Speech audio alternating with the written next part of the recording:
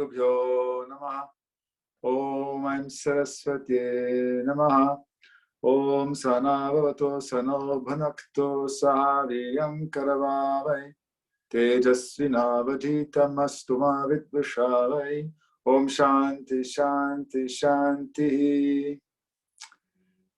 So a very, very warm welcome to everyone. We're resuming with our monthly talks on Swami Venkatesananda, experiences and lessons. And tonight we are very happy to welcome Judy Tobler, neighbor of Ananda Kuti Ashram, and to be sharing with us her experiences and lessons with Swami Venkatesananda. So Judy, a warm welcome, and we look forward to listening to your sharing. So I'll hand over to you, and as normal, time permitting, we'll keep it to an hour, and if there's time after the sharing, then we can have some time for interaction. Otherwise, we shall conclude. So Judy, welcome, and we hand over to you now. If you can just unmute your mic, please. Okay. Is that okay? Can everybody hear me? Yes, we can hear you. Thank you. Hari Om, and thank you, Swamiji, for the introduction. And greetings to all of the friends out there and family. It's wonderful to have your support and to be with you. And I also wanted to include Yogeshwari, Mother Yogeshwari, in my introduction. In some ways, I feel a little sad that she's no longer sitting there at Ananda Kutir, smiling at me. But I have a very strong sense of her presence. And yeah, right from the very first day that we arrived in South Africa in September 1976, she has been there in my life. And I just want to acknowledge her as a being who was so full of integrity, loving kindness, and much wisdom. And for me, these talks over the last year have been a very heartfelt experience for me. It's been like Swamiji Vijayananda, I want to just thank you for all the hard work you've put in for organizing them all. But it has been like a worldwide Sangha has been created with many, many new connections and many, many reconnections, which have been really wonderful. And when thinking about it, Swami Venkatesananda forged connections worldwide while he was here with us in the world and while he was in the body. And it seems like he continues to do so from wherever he is, or whoever he is, or whatever he is. Any efforts I've made to define who Swamiji is have been fairly inadequate. But for me, I know I often divide into two, that which is one. But for me, Swami Venkatesananda was a living example of the integration of worldly life and spiritual life. He was a human being on the one hand, and on the other hand, that which is pure consciousness itself, suchness. And I know that they are one, and he was an example of that. But at the same time, my experience of being with him, which covered the years from 1970, I mean sporadic times until he left his body and left this world in 1982, I felt like I saw these so-called two sides, and I hope to just give little tastes of each during my sharing. During my process of getting this talk together,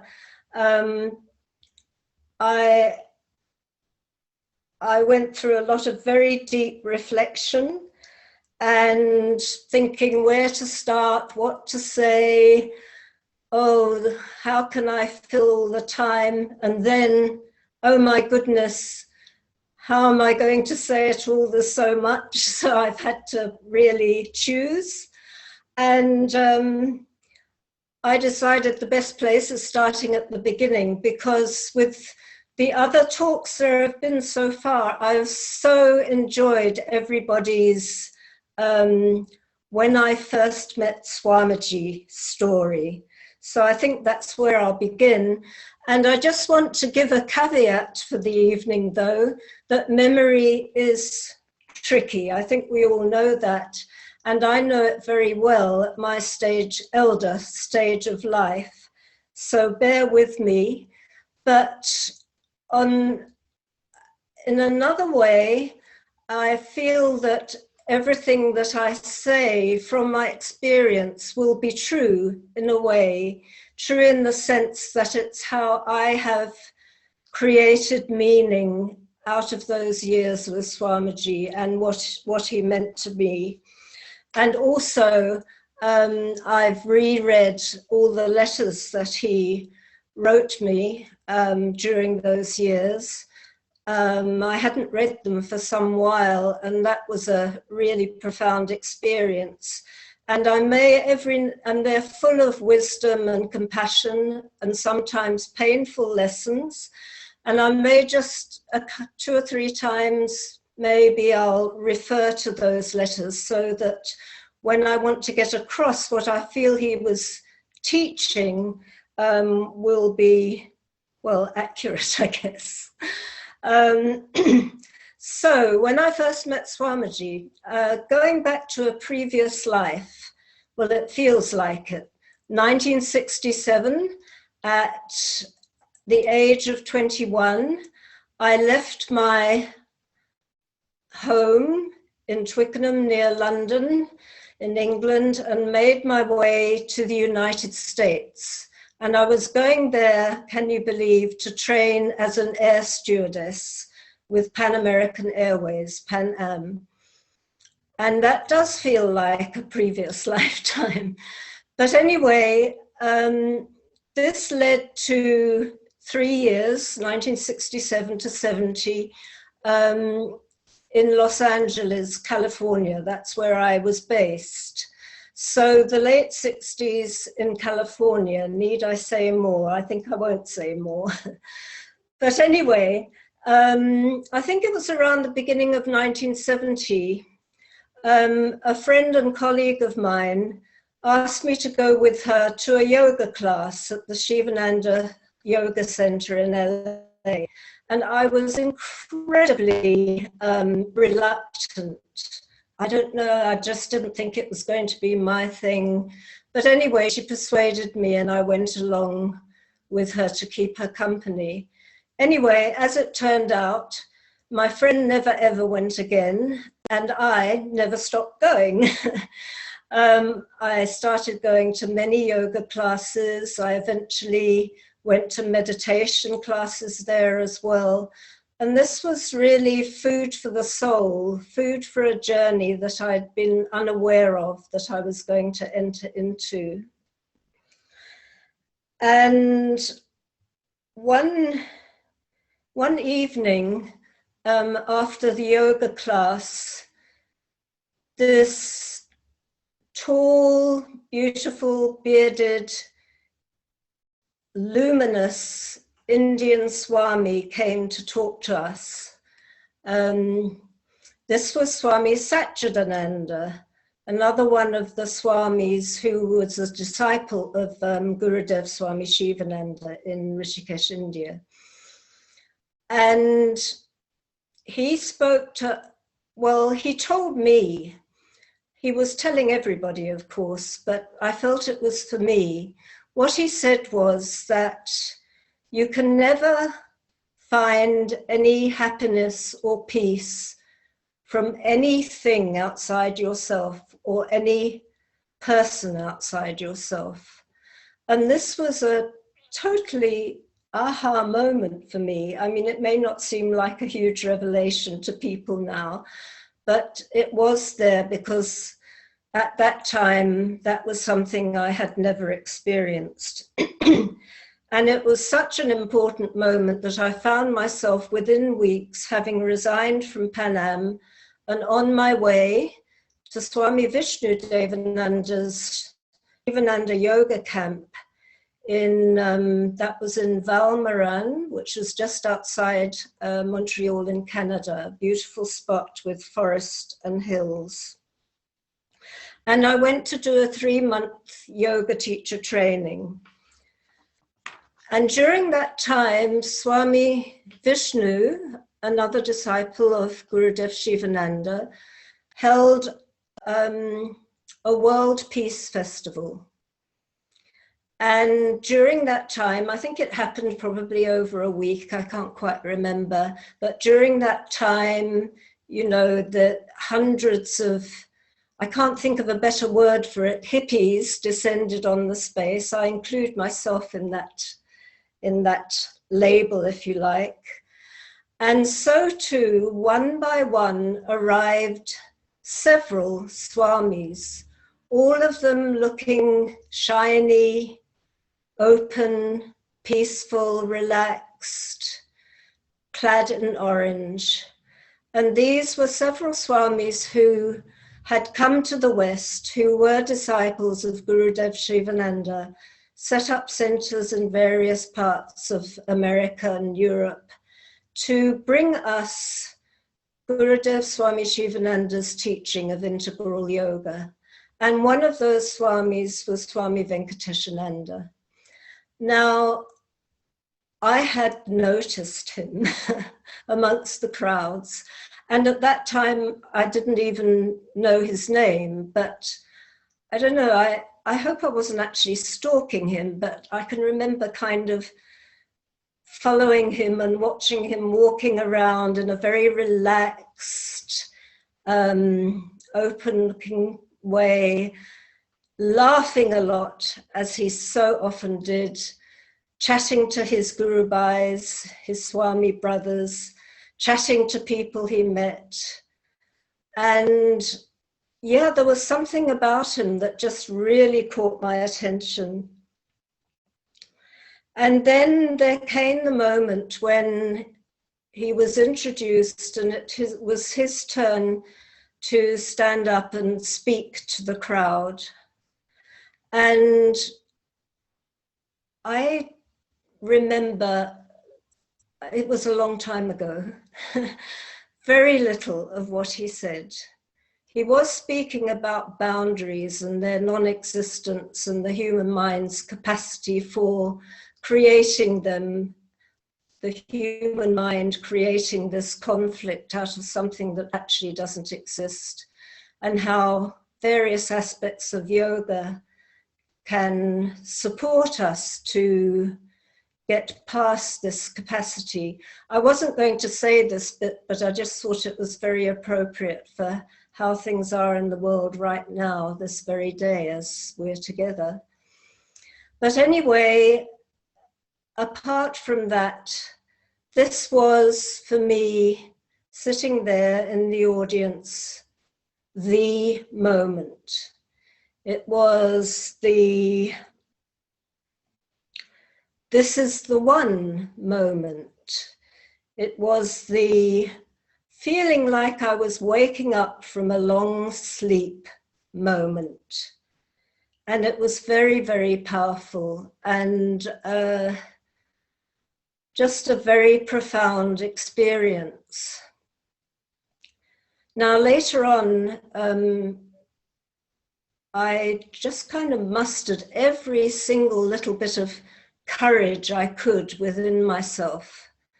And I asked if I could have an appointment to see Swamiji at some point. And I'm almost certain that it was Sushila who I spoke to. I had got to know her. She was Susan, and there with Bill and a few others that I got to know. And I think she organized it for me. I'm pretty sure. And she, I'm quite certain, would have recognized the longing in me. So this all happened, and I went into his room. Swamiji and I sat up on the floor opposite one another, and I was absolutely struck dumb with nervousness.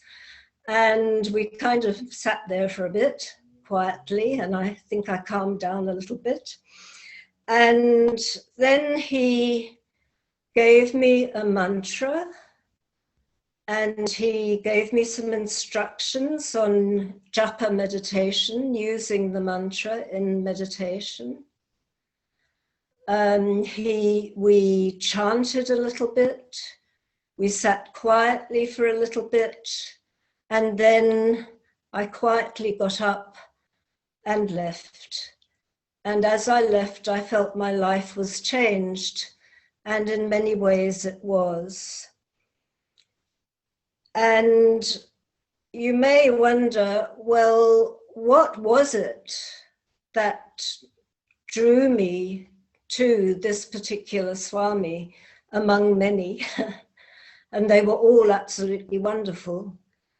And my sense is that even then, what I had noticed was that wherever he was, if he was in the middle of crowds, even if there was chaos going on around him, if he was chatting to people, wherever he was, whatever he was doing, I had this sense of an absolute stillness and light within him, a center that wasn't affected by anything that was going on around him, even though he was absolutely fully participating in whatever was going on and whatever he was doing.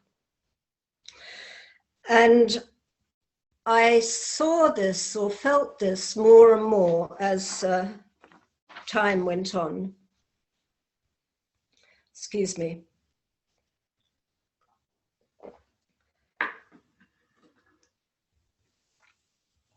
So I feel like that was the beginning of to borrow Aruna Mataji's term when she spoke, a soul journey. And it began with that moment and goes through right to this moment, I guess. And I confess, after 1982, when our beloved Swami Venkatesha left his body, that my life took me on all kinds of trajectories and paths. But I feel that always, and I confess, always conscious of it, but often I was, that Swami Venkatesananda and his teachings were at the core of all those paths. And he was like the foundation, if you like. And in later years, the last couple of decades, I have been very involved in Buddhist practice and retreats and so on. And I think, if anything, that has made me feel closer to Swamiji and his teaching. And I think all along that road, I was on a path of learning to integrate what I divided into worldly life on one hand, and spiritual life on the other. And that had always been kind of a struggle for me. And I chose the family householder path.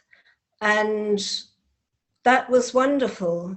But there was always also, on the other hand, this little niggling, you know, the kind of hermit in the cave side of me. And somehow I was struggling to integrate them. And I just wanted to quickly read you something. Obviously, I must have asked Swamiji about this many times. I probably drove him mad, but anyway, he was very compassionate, and in one letter wrote the most wonderful teaching. And this is what he said: if one is inwardly awake and alert, then every experience in your life becomes the guru, and every moment of life becomes the practice of yoga. It is true that one may get lost in what is called a worldly life on account of attachment, selfishness, etc. But these dangers are present in the so-called spiritual life too. There is no alternative to keeping awake. And that, I think, has been, I mean, that is the core teaching, isn't it? And he spoke of it so very often. No alternative, he used different words, watchfulness sometimes, vigilance he used a lot, being awake, mindfulness, remembering, no alternative to being awake.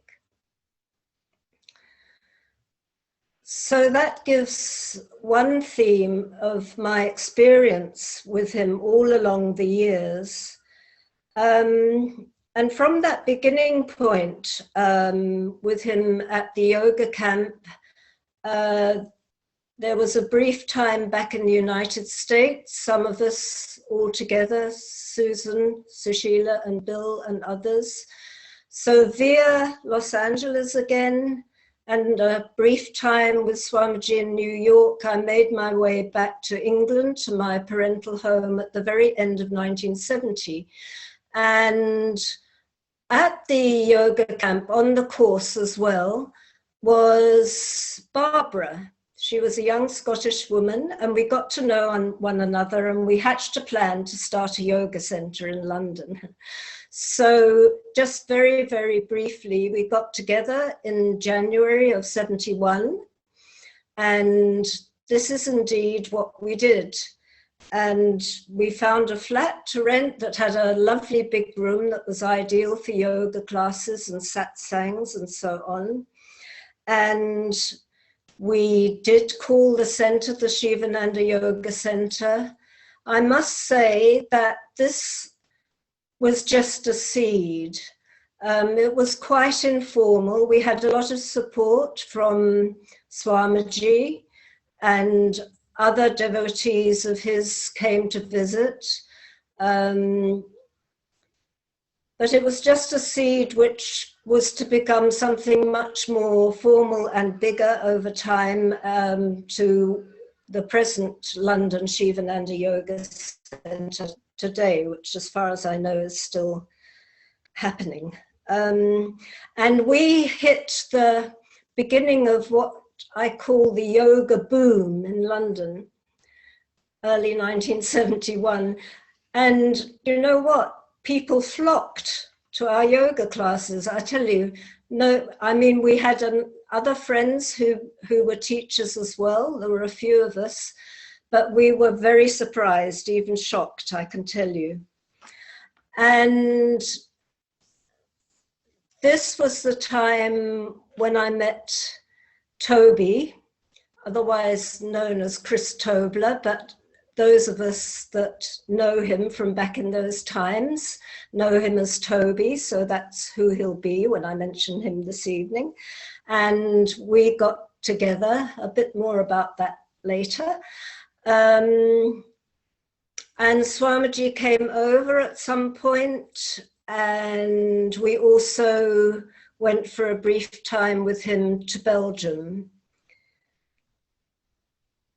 But mainly what I want to move to now is much later in that year, in 1971, I think it was October, found Toby and I, Sushila and Bill, leaving London with simply backpacks on our backs, getting on a plane and making our way to the Shivananda Yoga Ashram and Divine Life Society in Rose Hill, Mauritius, where Swamiji was for a while at that time.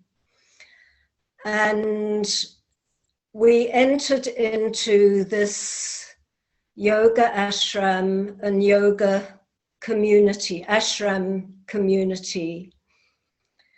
And we weren't the only ones coming from the West. There were other young and some older devotees of Swamiji's coming from America, coming from Europe, quite a few of us.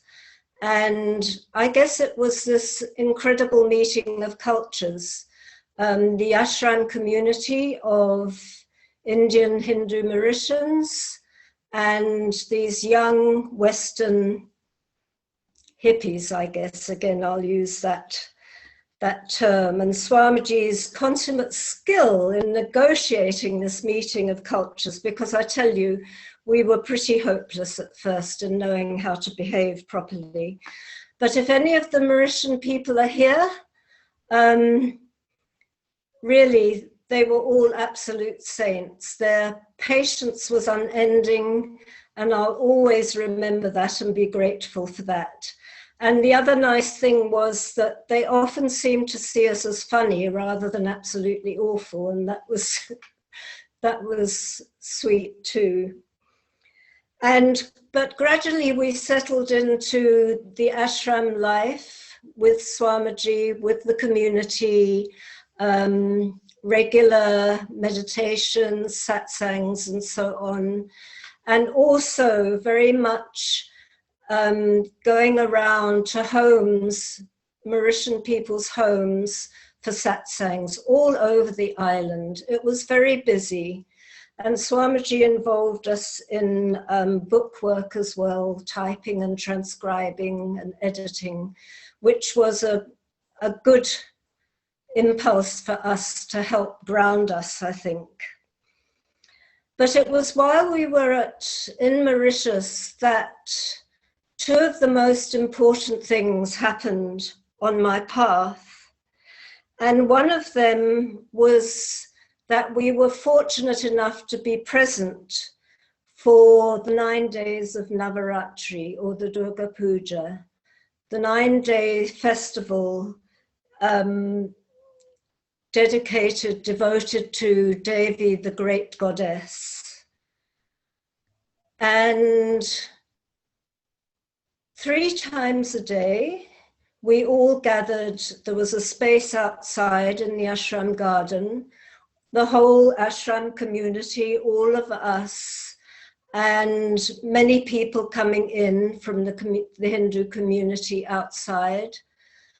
And 3 times a day, Swamiji would chant, or recite rather, the Devi Mahatmyam, the Sanskrit text in glory of the spiritual power, the power of the divine feminine, of Devi, the great goddess, in all of her forms. This core archetype of the divine feminine, the spiritual power that energizes, if you like, all the deities, all the whole universe, all beings. And so this in itself is a very powerful archetype of spiritual power and energy. But for me, sitting there, it was, I think, maybe the most powerful spiritual experience of my life. And what happened for me was that I felt that I saw Swamiji. Now, I don't mean that I had a vision of him bodily turning into Devi, the great goddess. I didn't see that. But as he was reciting, I felt that he was transforming in some way into that spiritual power, that energy. And it was like a very powerful transformation and very strong for me. And maybe, in a sense, just a tiny, tiny, tiny little bit, I had a sense of that transformation in myself. So that was really a very, very profound and deep experience.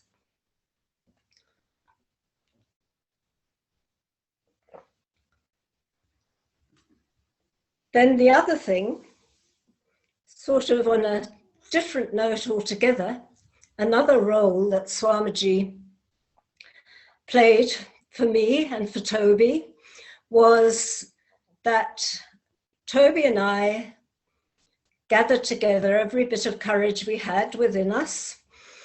And can you believe how we left it to the last minute, the day before Swamiji was leaving Mauritius, okay?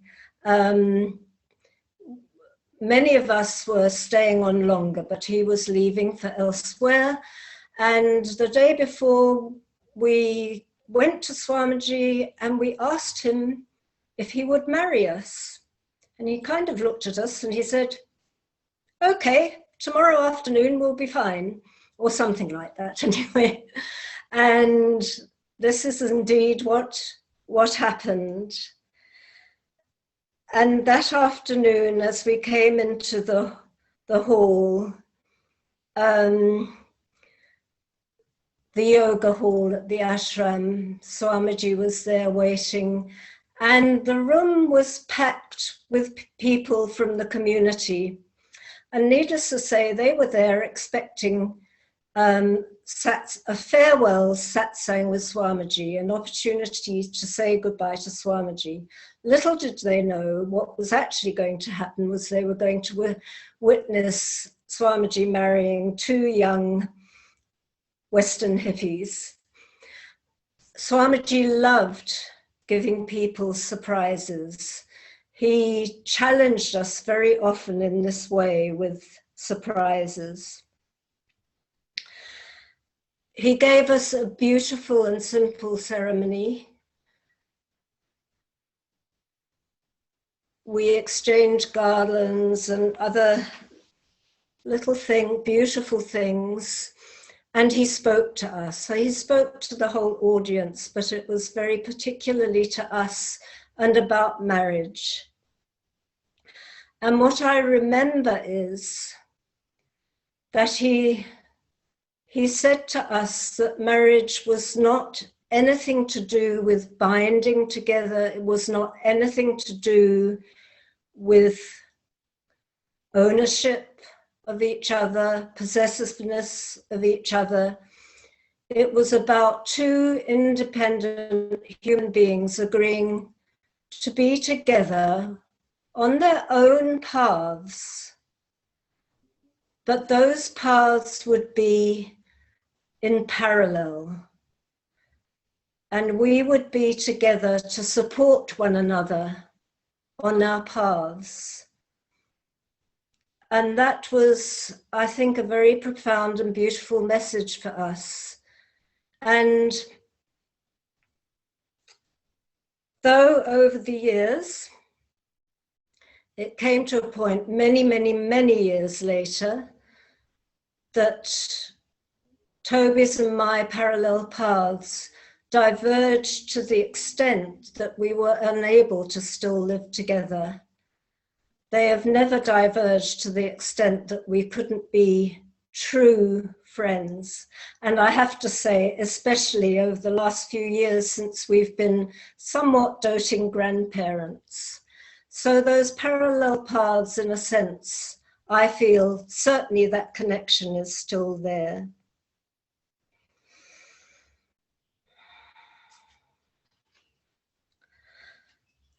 So, gosh, the time is racing by. Anyway, I think another important part of my life that I feel brought important teachings and important connections with Swamiji was, on one hand, very much to do with Swamiji, the human being. It was very much to do with looking at my experience, or our experience, with Swamiji through the lens of family. Particularly from Mauritius, we went to New Zealand. We lived there for 5 years until we came to Cape Town. And that was where we kind of consolidated as a family. And Swamiji visited occasionally, but I see him through that lens of our family and our experience with him in that way. Swamiji loved children, and yes, I will. I have to do this in 2 bits. And the first one, I decided to share this because I know that we all in our lives suffer deep loss. I don't think anyone escapes that. And I want to share mine, not to make everyone sad, but to share the deepest, profound teaching about suffering and awareness and awakening that I was fortunate enough to receive from Swamiji through pain and loss. And this was while we were in New Zealand, in our firstborn, born in March 1973, was baby Joshua. And baby Joshua only lived for 2 days. This was a devastating and deeply painful experience. And I do need to say that though we were there and Swamiji was in South Africa, and Sushila and Ambika know this, that Swamiji was so incredibly loving and caring and comforting and wonderful in ways he could communicate from there. And that was like a saving grace, I guess, in many ways. But the main thing is that I wanted to say that later on, when I'll just speak about myself, when the emotions had settled a little bit, and it was partly when I first saw him in person and we had the conversation, and also through letters. And it was a very profound lesson he gave then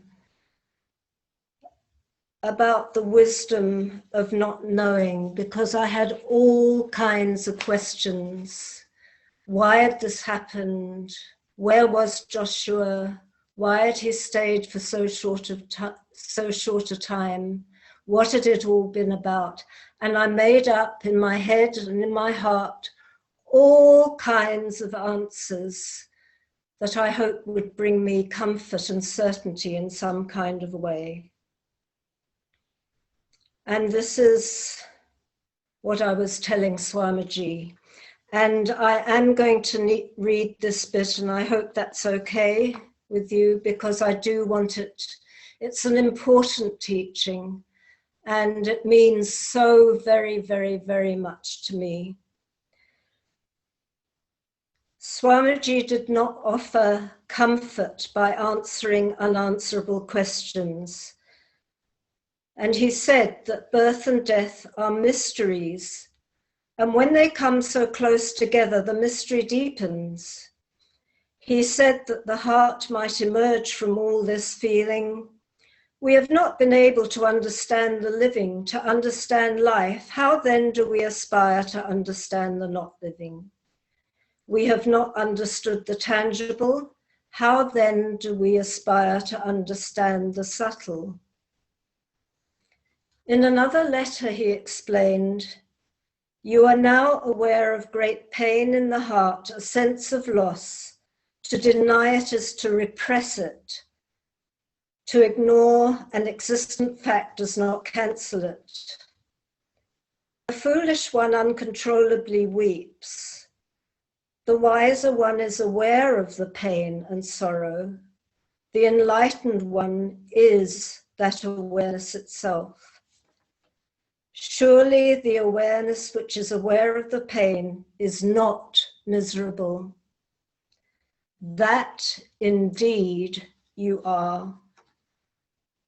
The loss is sustained by one who made the gain, the sorrow to one who experiences the loss. The watcher is aware of it, untainted by the loss and sorrow.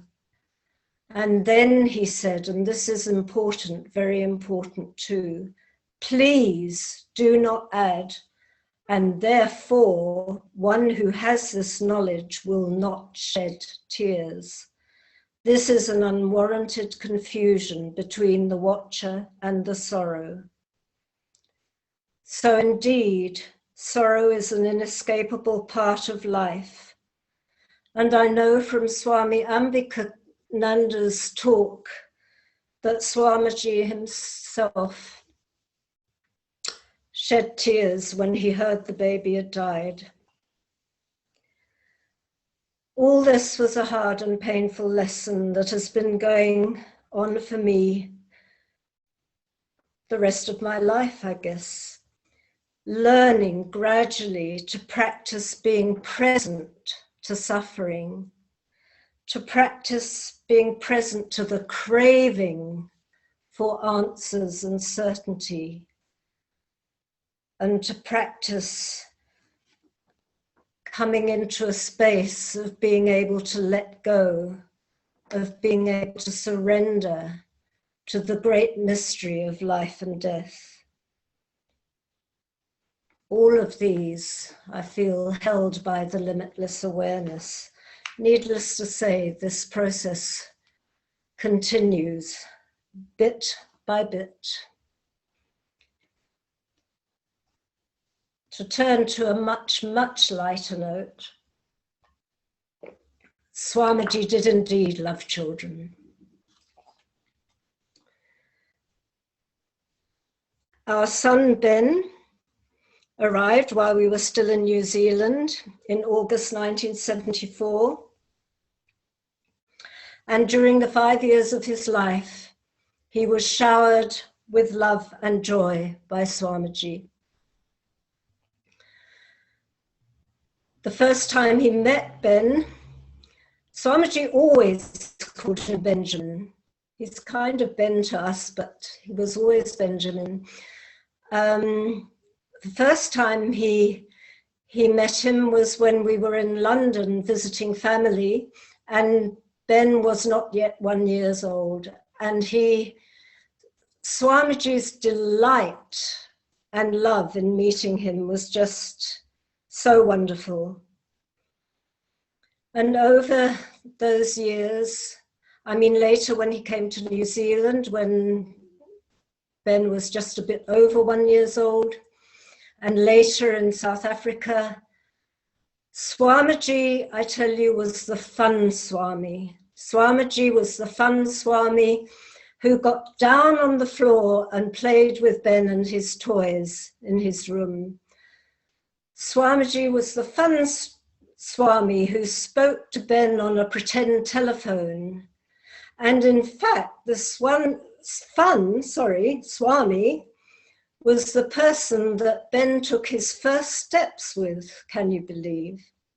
So he was indeed the fun Swami at play, and so fully 100% there in that play. So can we separate the worldly and the spiritual? No, they were there in the fun Swami. And then Alison arrived in April 1978 when we were in the yoga community in Mowbray in Cape Town. And in fact, she was born at home in the yoga community in Mowbray. And she was also greeted with much joy by Swamiji, but of course did not have so long meeting him. Because the last time we actually saw him was in early 1980. But anyway, his first meeting with her was when she was coming up to 6 months, and we all went to Mauritius with Toby's parents, my in-laws. And Swamiji had written, "I hope we shall be able to organize a proper reception to Alison Tobler and her parents on 20th of September. I look forward to it." And indeed he did. Welcome her, welcome us all, of course included 4-year-old Ben entirely. But what kind of a welcome was that? It was wonderful. And the other main thing was, and I have Alison's, who is here, I think. I have her permission. The second time she met him was when we had moved from the yoga community, which by then was in Orange Street in Aranyasit. We decided it was time to leave because having 2 small children somehow wasn't working, being with a community of people who wanted to be quiet and meditate. But anyway, I say that with the greatest of affection and tongue firmly in cheek, but truly it was time. So our own home was found in the southern suburbs of Cape Town. And we moved in there in late 1979, I think it was.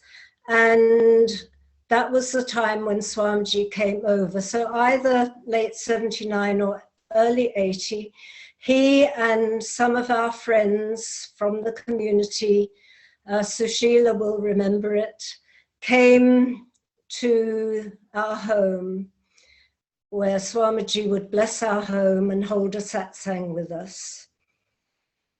And Alison has a memory. And she says, and she wasn't yet 2, by the way, let me tell you, she wasn't yet 2. And she says, and these were her words pretty much, and she says she doesn't know, was it a true memory or did she dream it? I think it was true, but anyway, it's important. He took my hand and I led him into the back garden. We were standing by a tree and looking at the porta pool set up close by. Swamiji looked at me and said, "Next time I come," he said, "we'll go swimming together." Of course, there wasn't a next time, but I feel strongly that had he come again, they would have gone swimming together. And I sometimes think, well, has Swamiji all along been swimming along with Ben and with Alison during their lives?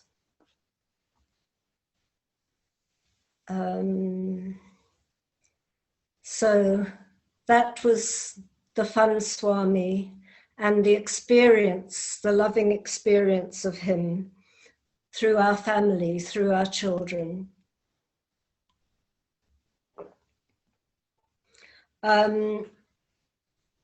I think I don't have much time left, so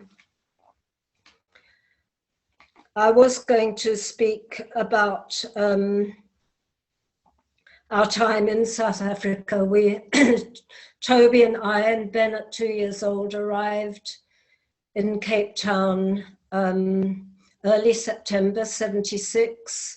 We came to join Sushila and Bill and others who were part of a small yoga community in Mowbray, which moved later to the bigger place in Aranyasit, when then Irene, but Swami Venkatesananda was part of the community, and Erica or Ramani, and others in and out.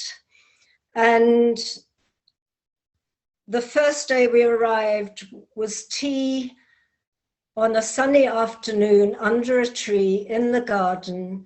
Several people were there, but I just quickly want to mention that Mother Yogeshwari was there. This is the first day we arrived, our first meeting with her. I think Janaki was probably there, several people. And also, I wanted to mention Shanti. Back then, those of you that knew her would have known her as Alison Simon. And I just wanted to acknowledge her in my life. I met her on this first day of arriving in Cape Town, and she was and is my dear, dear friend right up until today. We went through all our trials and tribulations together, everything together. And I remember on that first day, she brought a little mattress for Ben and toys for Ben. That's the kind of person she was. Sadly, she passed away last year, but also I feel her presence very, very much with me today as I'm speaking. So I wanted to acknowledge Shanti as well. And when we moved to Orange Street, I don't have time to go into this in detail, but it was a wonderful community, yoga classes, meditation groups, and so on, and the book work, always guided and supported by Swamiji, whether from afar or when he was there and visiting us and keeping us very busy. So that was kind of one of the core activities. So I'm cutting out quite a bit there, but I do just want to say that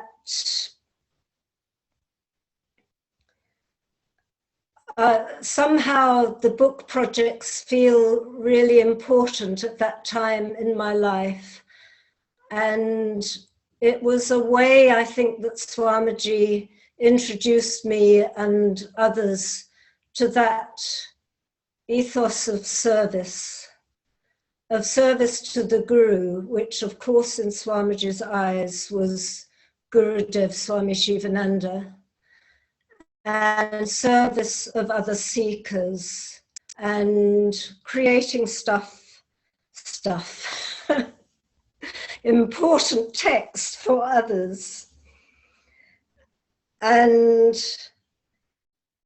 this continues until this day, the most important being Swamiji was also an erudite Sanskrit scholar, and he translated many of the sacred texts, such as the Bhagavad Gita, the Ramayana, the Yoga Vashishta. He must have been a Pali scholar as well, because he translated the great Buddhist texts, the Dhammapada, and put them into books of daily readings. And I just wanted to acknowledge that there are many of you out there, maybe present right now, the Chiltern Yoga Trust, Ananda Kutir, Chiltern Yoga Trust in Australia, Ananda Kutir, many, many, many others continuing this work, making sure that these sacred teachings are remembered and renewed and distributed. So I feel grateful and blessed by that.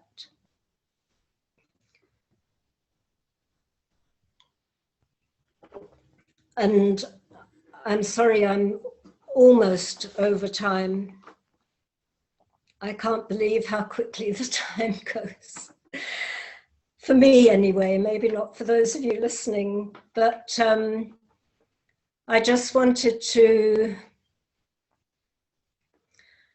finish by reading a poem which just, I think, sums up everything that I and perhaps we feel about Swamiji no longer being with us as a human being, but still, I don't know how, what, where, with us. And yeah, the meaning of that in this poem that I found just very recently. Some of you may know it already. And it's a poem from the great Buddhist teacher Thich Nhat Hanh, who died recently, that many of you are probably familiar with. And it feels like, what does farewell mean? It feels like a farewell. And the poem goes like this. Hope I can manage. This body is not me. I am not limited by this body. I am life without boundaries. I have never been born and I have never died. Look at the ocean and the sky filled with stars, manifestations from my wondrous true mind. Since before time I have been free. Birth and death are only doors through which we pass, sacred thresholds on our journey. Birth and death are a game of hide and seek. So laugh with me. Hold my hand. Let us say goodbye. Say goodbye to meet again soon. We meet today. We will meet again tomorrow. We will meet at the source every moment. We meet each other in all forms of life. Hari Om Tat Sat, and much gratitude to you all. It's been wonderful to connect with you all. Thank you, Judy. Yes, Hari Om. Thank you so much, Judy, for a wonderful talk, and also for sharing very personal and deep personal things which we honor that you have shared that with us. And of course, these sharings bring Swami Venkatesananda much closer to all of us as well. So we thank you so much, and God bless you. And we would like to continue with these talks. However, I don't know anyone else to ask. So I request all of the devotees of Swami Venkatesananda to please send me names and possibilities of people that you can ask. Please do. If I can do it, anybody can. Yeah, so we would be very grateful. So thank you again, Judy. God bless everyone. And we'll conclude.